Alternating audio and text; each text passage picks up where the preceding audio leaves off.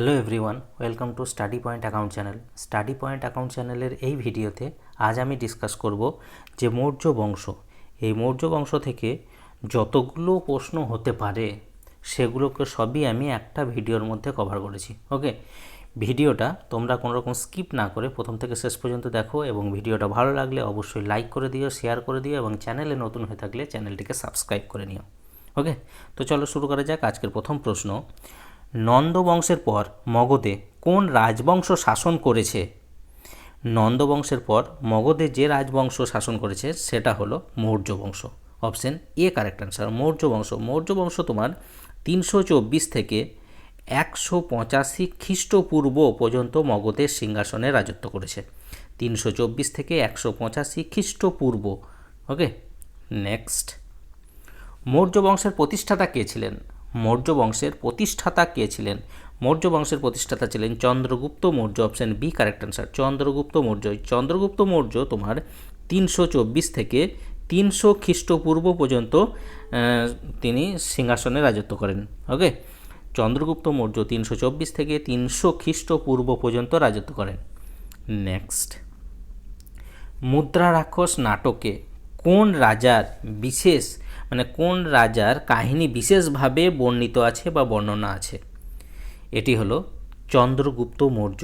চন্দ্রগুপ্ত মৌর্যের তোমার যে কাহিনী, বিশেষ কাহিনী, সেটা এই মুদ্রা রাক্ষস নাটকে বর্ণিত আছে এবং এই মুদ্রা রাক্ষস গ্রন্থের রচয়িতা হলেন বিশাখা দত্ত।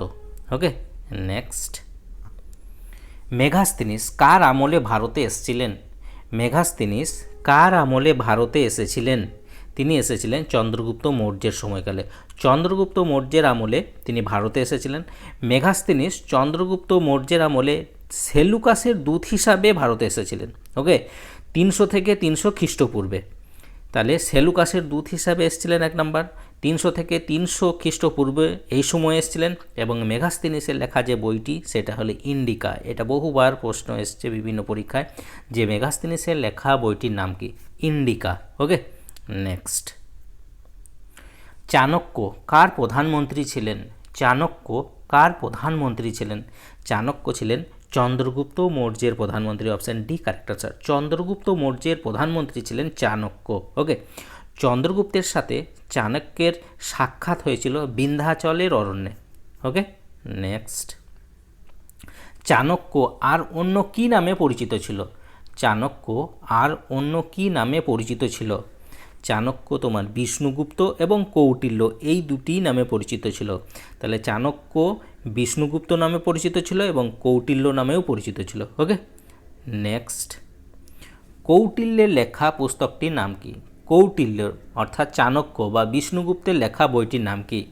এটি হলো অর্থশাস্ত্র। অপশন বি কারেক্ট আনসার, অর্থশাস্ত্র হলো যে কৌটিল্যের লেখা বই। ওকে, এবং এটা একবার প্রশ্ন এসেছিল যে এটি কোন ধরনের বা কোন বিষয়ক গ্রন্থ? এটি হলো একটি রাজনীতি বিষয়ক গ্রন্থ। অর্থশাস্ত্র হলো রাজনীতি বিষয়ক গ্রন্থ। ওকে, নেক্সট, নিম্নলিখিত কোনটির সাথে ম্যাকিয়াভেলির যে প্রিন্স এর তুলনা করা হয়? নিম্নলিখিত কোনটির সাথে ম্যাকিয়াভেলির প্রিন্সের তুলনা করা হয়?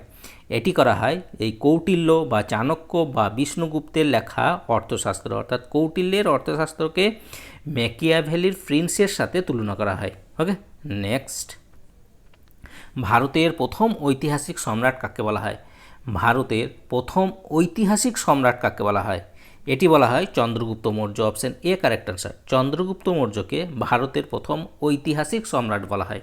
ওকে, নেক্সট, চন্দ্রগুপ্ত মৌর্যকে গ্রিকরা কি বলতেন? অর্থাৎ গ্রিকরা কি নামে ডাকতেন বা কি বলতেন? তিনি বলতেন, গ্রিকরা বলতেন সান্ড্রোকেটাস। সান্ড্রো বানানটা এরকম হবে, সান্ড্রোকেটাস। ওকে, সান্ড্রোকেটাস, এই গ্রিকরা এটা বলতেন চন্দ্রগুপ্ত মৌর্যকে সান্ড্রোকেটাস, বা এটাকে বলা হতো যে মুক্তিদাতা। সান্ড্রোকেটাস বা মুক্তিদাতা বলতেন গ্রিকরা। ওকে, কাকে বলতেন? চন্দ্রগুপ্ত মৌর্যকে। নেক্সট, চন্দ্রগুপ্ত মৌর্য জীবনের শেষ দিনগুলি কোথায় কাটিয়েছিলেন? চন্দ্রগুপ্ত মৌর্য জীবনের শেষ দিনগুলি কোথায় কাটিয়েছিলেন? তিনি কাটিয়েছিলেন শ্রাবণ বেলগোলা, কর্ণাটক বা মহীশূরের, যেটা আগে মহীশূর ছিল কর্ণাটকের, শ্রাবণ বেলগোলায়।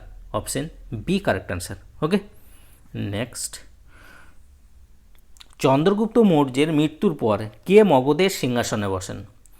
তাহলে মৌর্য বংশের প্রতিষ্ঠাতা হলেন চন্দ্রগুপ্ত মৌর্য, এবং চন্দ্রগুপ্ত মৌর্যের পর মগধের সিংহাসনে কে বসেছিলেন? তিনি ছিলেন বিন্দুসার, অর্থাৎ চন্দ্রগুপ্ত মৌর্যের পুত্র। চন্দ্রগুপ্ত মৌর্যের পুত্র হলো বিন্দুসার। বিন্দুসার মগধের সিংহাসনে বসেন। ওকে, নেক্সট, মৌর্য সম্রাট বিন্দুসার কোন উপাধি গ্রহণ করেছিলেন? মৌর্য সম্রাট বিন্দুসার কোন উপাধি গ্রহণ করেছিলেন? তিনি গ্রহণ করেছিলেন Amitraghata. Option B correct answer. Amitraghata, যার অর্থ হলো শত্রু নিধনকারী, শত্রু নিধনকারী। ওকে, সৈনিক বিম্বিসার গ্রহণ করেছিলেন, আর তোমার কুনিক ছিল অজাতশত্রুর উপাধি। নেক্সট, বিন্দুসার বিদ্রোহীদের দমন করার জন্য পুত্র অশোককে কোথায় পাঠিয়েছিলেন? চন্দ্রগুপ্ত মৌর্য, চন্দ্রগুপ্ত মৌর্যের পুত্র হলো বিন্দুসার, বিন্দুসারের পুত্র হলো অশোক। তা বিন্দুসার যখন রাজত্ব করতেন তখন একটা জায়গা যেখানে সবসময় যুদ্ধ বা বিদ্রোহ হতোই, তা সেই বিদ্রোহীদের দমন করার জন্য পুত্র অশোককে কোথায় পাঠিয়েছিলেন? এটি পাঠিয়েছিলেন Taxila. Option B correct answer. তক্ষশিলাতে বিন্দুসারের রাজত্বে সবসময় তোমার বিদ্রোহ দেখা দিত, তাই সেই বিদ্রোহীদের দমন করার জন্য তিনি তার পুত্র অশোককে পাঠিয়েছিলেন তক্ষশিলায়। নেক্সট, কোন সম্রাট রাজ সিংহাসনে বসার জন্য নিজের বড় ভাই সুসীমকে হত্যা করেছিলেন?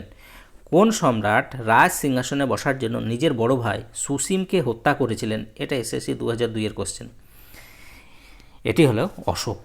অশোক তিনি তার বড় ভাইকে হত্যা করেছিলেন, বড় ভাই সুসীমকে হত্যা করেছিলেন সিংহাসনে বসার জন্য।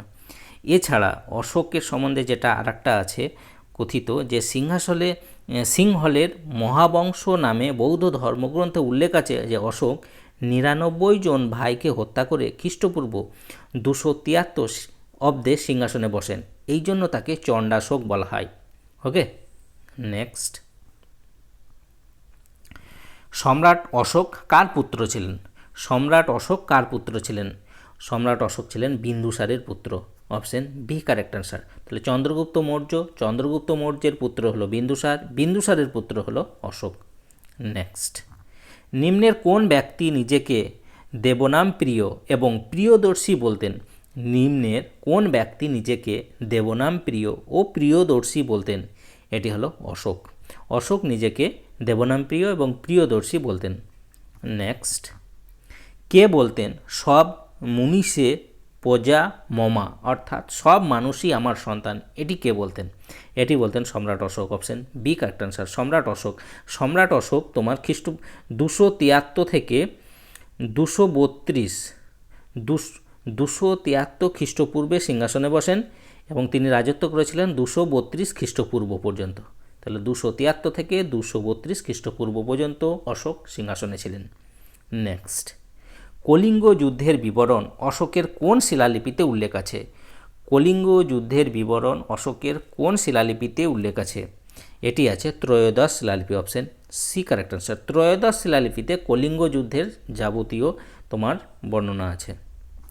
নেক্সট, কলিঙ্গ যুদ্ধ জয়লাভের পর সম্রাট অশোক কোন ধর্ম গ্রহণ করেছিলেন? কলিঙ্গ যুদ্ধ জয়লাভের পর সম্রাট অশোক কোন ধর্ম গ্রহণ করেছিলেন? তিনি গ্রহণ করেছিলেন বৌদ্ধ ধর্ম। অপশন সি কারেক্ট স্যার, বৌদ্ধ ধর্ম। প্রথম জীবনে অশোক ছিলেন ব্রাহ্ম ধর্মের প্রতি পৃষ্ঠপোষক, পরে তিনি কলিঙ্গ যুদ্ধের পর তিনি বৌদ্ধ ধর্ম গ্রহণ করেন। ওকে, নেক্সট, সারনাথে কোন সম্রাটের স্তম্ভ আছে? সারনাথে কোন সম্রাটের স্তম্ভ আছে? এটি আছে অশোকের। Option A correct sir, Ashoka. Next, অশোকের অধিকাংশ শিলালিপি কোন ভাষায় ও কোন লিপিতে? অশোকের অধিকাংশ শিলালিপি কোন ভাষায় ও কোন লিপিতে? এটি হলো অপশন এ, প্রাকৃত এবং ব্রাহ্মী। প্রাকৃত এবং Brahmi. Option A correct answer. Next, নিম্নলিখিত কে অশোকের উত্তরাধিকারী ছিলেন? নিম্নলিখিত কে অশোকের উত্তরাধিকারী ছিলেন? তিনি হলেন Kunal. Option B correct answer. Kunal ছিলেন অশোকের উত্তরাধিকারী। নেক্সট, মৌর্য সাম্রাজ্যের প্রচলিত মুদ্রা কী ছিল? মৌর্য সাম্রাজ্যের প্রচলিত মুদ্রা কী ছিল? এটি ছিল পান। Option B correct answer. পান ছিল মৌর্য যুগে প্রচলিত মুদ্রা। আর তোমার ভাগ, এই যে ভাগ ছিল ওই সময়কার করকে বলা হতো ভাগ। ওকে, নেক্সট, প্রসিদ্ধ সাঁচি স্তূপ কোন সম্রাটের সময় তৈরি হয়? প্রসিদ্ধ সাঁচি স্তূপ কোন সম্রাটের সময় তৈরি হয়? এটি তৈরি হয়েছিল অশোকের সময়। Option A correct answer, Ashoka. প্রসিদ্ধ সাঁচি স্তূপ কোথায় দেখা যায়? মধ্যপ্রদেশে। ওকে, নেক্সট, অশোকের লিপির পাঠোদ্ধার প্রথম কে করেন? অশোকের যে লিপি সেগুলোর পাঠোদ্ধার প্রথম কে করেন? এটি করেছিলেন James princess. Option A correct answer. কত সালে? 1837 সালে। ওকে, নেক্সট, সম্রাট অশোক বৌদ্ধ ধর্ম প্রচারের উদ্দেশ্যে সিংহলে কাকে পাঠিয়েছিলেন? সম্রাট অশোক বৌদ্ধ ধর্ম প্রচারের উদ্দেশ্যে সিংহলে কাকে পাঠিয়েছিলেন? এটি পাঠিয়েছিলেন মহেন্দ্র, অর্থাৎ পুত্র মহেন্দ্র এবং তার কন্যা সংঘমিত্রা, এই দুজনকেই পাঠিয়েছিলেন সিংহলে। অর্থাৎ অপশন সি কারেক্ট অ্যান্সার। পুত্র মহেন্দ্র এবং কন্যা সংঘমিত্রাকে তিনি সিংহলে পাঠিয়েছিলেন বৌদ্ধ ধর্ম প্রচারের জন্য। সম্রাট অশোক কোন বৌদ্ধ গুরুর দ্বারা প্রভাবিত হয়ে বৌদ্ধ ধর্ম গ্রহণ করেছিলেন? এটি করেছিলেন উপগুপ্ত বৌদ্ধগুরু উপগুপ্ত দ্বারা প্রভাবিত হয়ে তিনি বৌদ্ধ ধর্ম গ্রহণ করেছিলেন। তাহলে option B correct answer. Next, Kalinga যুদ্ধ কোন বছর হয়েছিল? কলিঙ্গ যুদ্ধ হয়েছিল তোমার 261 খ্রিস্টপূর্বে। Option A correct answer. 261 খ্রিস্টপূর্বে এই কলিঙ্গ যুদ্ধ হয়েছিল। নেক্সট, নিম্নের কোনটি মৌর্যকালে শিক্ষার প্রসিদ্ধ কেন্দ্র ছিল? নিম্নের কোনটি মৌর্যকালে শিক্ষার প্রসিদ্ধ কেন্দ্র ছিল? এটি ছিল তোমার Taxila. Option B correct answer. Taxila ছিল সেই সময়কার শিক্ষার প্রসিদ্ধ কেন্দ্র এবং এখানেই তোমার চাণক্য বা কৌটিল্য এর শিক্ষকতা করতেন, এখানে শিক্ষক ছিলেন এখানকার তক্ষশিলার।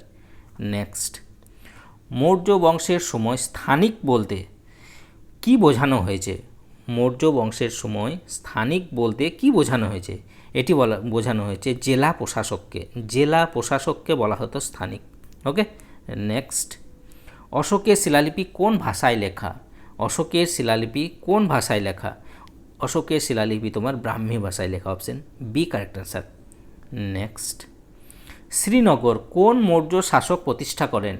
শ্রীনগর যে শহর সেটা কোন মৌর্য শাসক প্রতিষ্ঠা করেছিলেন? এটি করেছিলেন Ashoka. Option A correct answer, Ashoka করেছিলেন।